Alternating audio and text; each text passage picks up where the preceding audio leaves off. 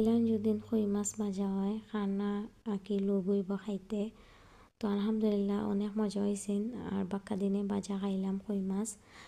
তো এখন আমি মাছও আঁকি মশলা দিয়া মেরিনেট করিয়া রাখি দিমু।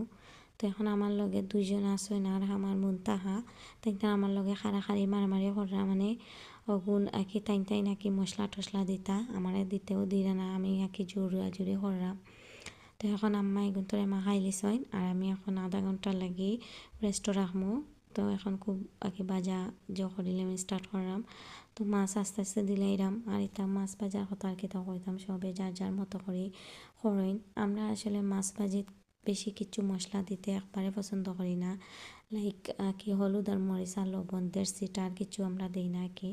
তো এখন আমার ভাজা শেষ আর এখন আঁকি তুলি লিলাম যত তুলিয়া তারপরে খাইমু, মানে আমরা খাওয়ার কি তোরা আগে করছি কই ওলান গরম গরম খাইতে ভাল লাগবো।